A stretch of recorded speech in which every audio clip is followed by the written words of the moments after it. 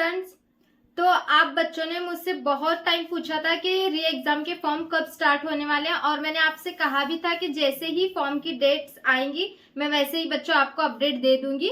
तो finally form की री एग्जाम फॉर्म और इम्प्रूवमेंट एग्जाम की जो फॉर्म्स हैं उसकी डेट आ गई है। तो बच्चों बहुत सारे बच्चों को अभी टेंशन भी है कि पढ़ाई क्या क्या करना है उसके लिए, और बहुत सारे बच्चे कमेंट्स में मुझे क्वेश्चंस पूछ रहे थे कि, और पहले मैं उनके कमेंट्स का आंसर भी यहाँ पे देना चाहूंगी। जो बच्चे मुझसे पूछ रहे थे कि हमारे 2 सब्जेक्ट बैक हैं तो क्या हम उसका री एग्जाम दे सकते हैं। हाँ, आपके 2 सब्जेक्ट हो, 3 सब्जेक्ट हो, 4 सब्जेक्ट हो, 5 सब्जेक्ट हो, आप री एग्जाम दे सकते हो। मतलब कि समझो आप 6 में से 5 सब्जेक्ट में सिर्फ 5 सब्जेक्ट में आप फेल हुए और एक सब्जेक्ट में सिर्फ पास हो तो भी आप 5 के 5 सब्जेक्ट का एग्जाम दे सकते हो। आप सिर्फ एक सब्जेक्ट में फेल हुए तो आप सिर्फ उस एक सब्जेक्ट का एग्जाम दे सकते हो। और बच्चों ने मुझसे ये भी पूछा था क्या फिर प्रैक्टिकल एग्जाम हमें अलग से देना पड़ेगा, ओरल अलग से देना पड़ेगा।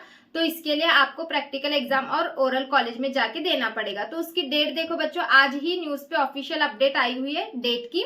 तो डेट अगर हम देखेंगे फॉर्म की, तो फॉर्म भरने की डेट जो है वो 7 मई से 17 मई तक है। ठीक है, 7 मई से 17 मई तक फॉर्म भरने की डेट है विदाउट लेट फी। और अगर हम लेट फी के साथ बात करेंगे तो लेट फी के साथ फॉर्म भरने की डेट है 18 से 22 मई तक। वहां पे कुछ उनके जो चार्जेस होंगे वो आपको लेट फी के देना पड़ेगा। लेकिन देखो मैंने अभी आपको डेट बता दी है, आज तो 5 तारीख है, लेकिन अभी आपके पास कल का एक दिन पूरा है और आप सारे डॉक्यूमेंट्स को रेडी रखो और 7 तारीख से यहाँ पे फॉर्म भरना स्टार्ट हो जाएगा। अभी फॉर्म भरने की प्रोसेस क्या है, बहुत सारे बच्चों को इससे लेकर कंफ्यूजन है माइंड के अंदर अपने। तो फॉर्म भरने की प्रोसेस देखो बच्चों, आपको क्या करना है, आपके कॉलेज में जाना है, जिस भी कॉलेज से आपने अपनी 12th अभी की है उस कॉलेज में आपको जाना है और वहां पे जाके आपके टीचर से मिलके उनसे बात करना है। फिर वो आपको एक पर्टिकुलर पर्सन के बारे में बताएंगे, तो वहां पे जाके आपको अपना ये फॉर्म भरना होगा। वहां पे वो आपको पूछेंगे री एग्जाम दे रहे हो या फिर इम्प्रूवमेंट एग्जाम दे रहे हो।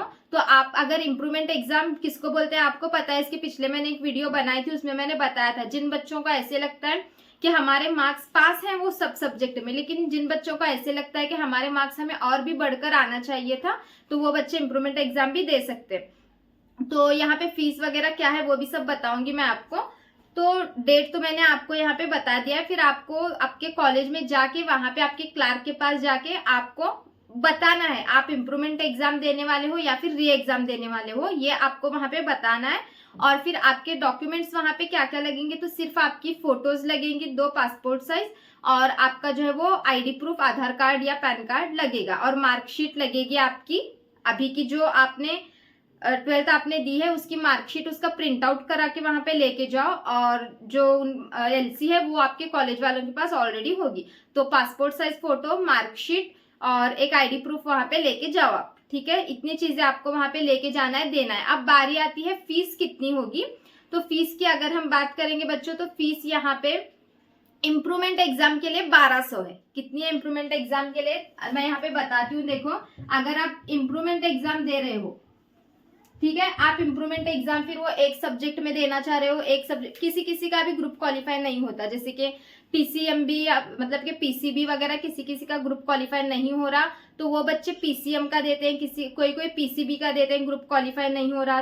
तो अगर आप एक सब्जेक्ट का दो, 2 सब्जेक्ट का दो, 3 सब्जेक्ट का दो, आपको फीस इसकी 1200 रहेगी। ठीक है, 1200 यहाँ पे आपकी फीस रहेगी। लेकिन यहाँ पे कॉलेज वाले कुछ एक्स्ट्रा चार्ज लगा देते हैं जिससे आपकी फीस 2000 तक हो सकती है। तो यहाँ पे 1200 से 2000 तक पकड़ के चलना है। ठीक है, 2000 तक इम्प्रूवमेंट वालों के लिए फीस रहेगी। अब री एग्जाम वालों की फीस कितनी है, अब री एग्जाम वाले तो री एग्जाम में बच्चे जितने पेपर बैक हैं वो पेपर देने वाले हैं। तो यहाँ पे री एग्जाम की अगर हम बात करेंगे, आपका एक सब्जेक्ट अगर बैक है तो पर सब्जेक्ट आपको 600 रुपीज फीस है। यहाँ पे देखो पर सब्जेक्ट बता रही हूं मैं, 600 यहाँ पे पर सब्जेक्ट है। ये इम्प्रूवमेंट वालों के लिए वैसा नहीं है। इम्प्रूवमेंट वालों के लिए आप कितने भी सब्जेक्ट की 1, 2, 3 कितने भी सब्जेक्ट की इम्प्रूवमेंट एग्जाम दे रहे हो, आपके लिए 1200 रहेगी, लेकिन कॉलेज के चार्जेस मिला के 2000 रुपीज तक हो जाएगा। लेकिन यहाँ पे जो री एग्जाम देने वाले हैं उनके लिए पर सब्जेक्ट 600 to 700 फीस रहेगी। फिर आपका एक सब्जेक्ट बैक है तो 600, अगर आपके 2 सब्जेक्ट बैक है तो 1200। तो ऐसे आपकी फीस वहां पे 3 सब्जेक्ट्स अगर आपके बैक है तो 1800 रुपये, इस तरीके से आपको वहां पे फीस रहेगी। तो ये मैंने आपको फीस के बारे में भी बता दिया है। और अब बहुत सारे बच्चों के कमेंट्स आ रहे थे कि हमें पढ़ना क्या है री एग्जाम के लिए, हमें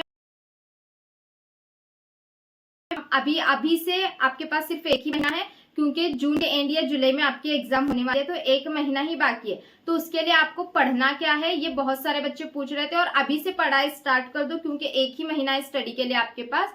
तो आप सबसे पहले आपका अभी जो पेपर हुआ है फ्रेश, अभी 2025 में आपने एग्जाम दी है 12th HSC बोर्ड की, और आपका जो पेपर हुआ है उस पेपर को आप सबसे पहले करो अच्छे से, उसके सारे क्वेश्चंस कर लो। जब वो क्वेश्चंस पूरे करके कंप्लीट हो जाएंगे तो पिछले साल का जो 2025 का क्वेश्चन पेपर था वो करो, और 2024 का क्वेश्चन पेपर करो। समझ गए क्या क्या पढ़ना है? 2024-25 का 2 क्वेश्चन पेपर, मतलब के आपकी 2024 का जो प्रीवियस ईयर्स के क्वेश्चन पेपर हैं वो, 2024 का पेपर, 2025 का पेपर, और अभी 2026 में आपने जो फ्रेश एग्जाम दिया है उसका जो आपके पास पेपर है क्वेश्चन पेपर, अभी जो आपने एग्जाम दिया वो पेपर, 3 पेपर की पढ़ाई अच्छे से कर लो, आप इजीली पास हो जाओगे। ठीक है, तो ये सारी चीजें जो अपडेट आई हुई है, आज ऑफिशियली न्यूज आई हुई है, तो मैंने ये आपको अपडेट दी है फीस के साथ वगैरह सब कुछ।